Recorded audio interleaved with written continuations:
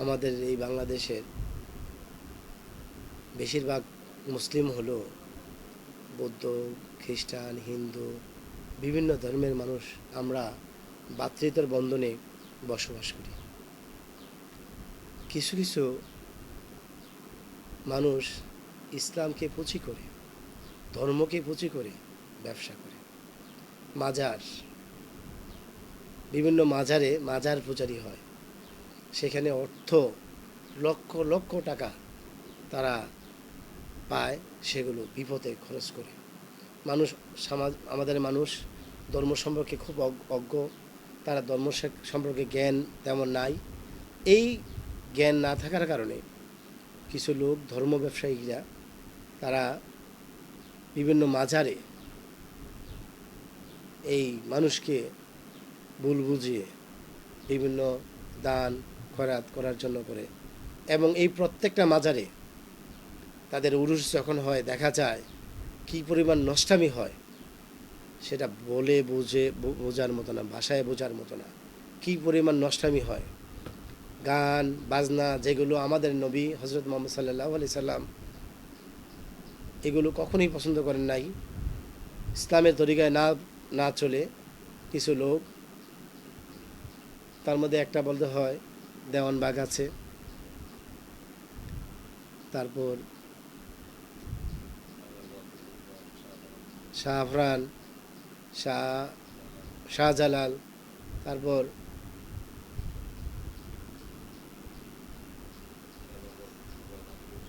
আরও অনেক আট্রসির কথা বলবো।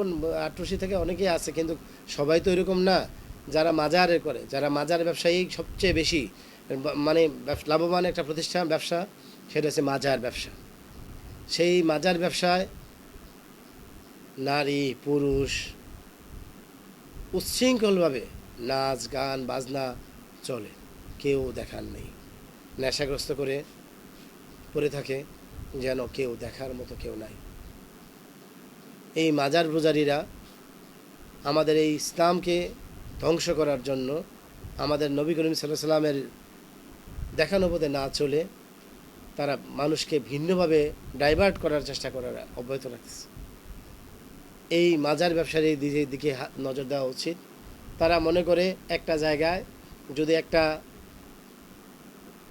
কবর করতে পারে, সেটাকেই মাজার তৈরি মনে করে, সেটাই মাজার হিসেবে উরুস করে মানুষের কাছ থেকে লক্ষ লক্ষ কোটি কোটি টাকা নিয়ে যায়, এবং এই মাজার পূজারীর নামে ভণ্ডামি শুরু হয়ে যায়।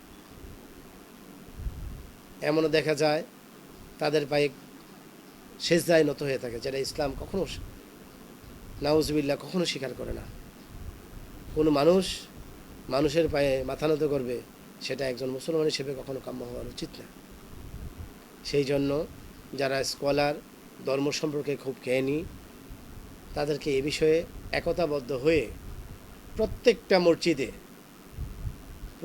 মসজিদকে আওতাভুক্ত এনে, এবং এই প্রত্যেকটা মসজিদকে একটা দিক নির্দেশনা এনে জাতীয় মসজিদ হতে তাদেরকে একটা নির্দেশনা দিয়ে, তারা কিভাবে কোন কথা বলবে, কোন স্টেজে কথা বললে, কোন ইসলামের কোন কথাটা করলে মানুষকে সচেতন করা যায়, ইসলাম সম্পর্কে জ্ঞান দেওয়া যায়, যারা ভুলে ভ্রমত হয়ে ভুলে সেজায় নত না হয়, মানুষকে ভুল পথে পরিচালনা করতে পারে, সেই চেষ্টা করতে হবে।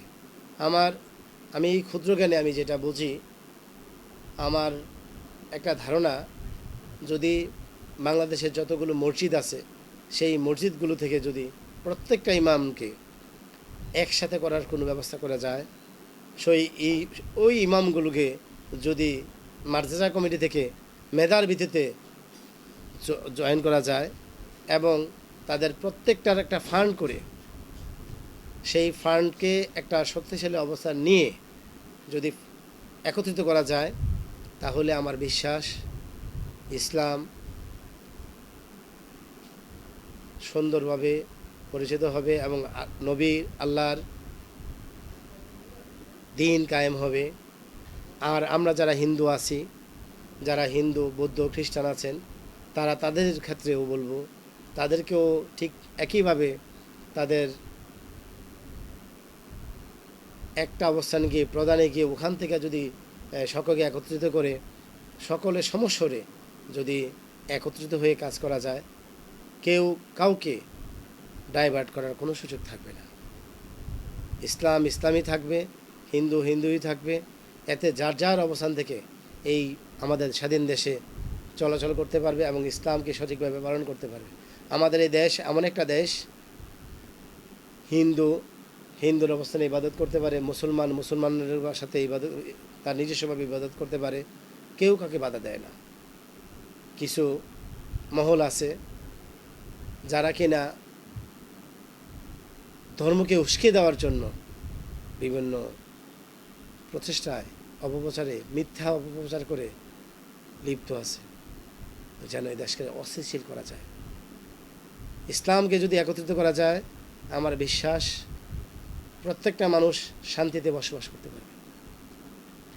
তার জন্য আমি ক্ষুদ্র নাগরিক হিসেবে বলবো, আপনারা একত্রিত হন, একত্রিত হয়ে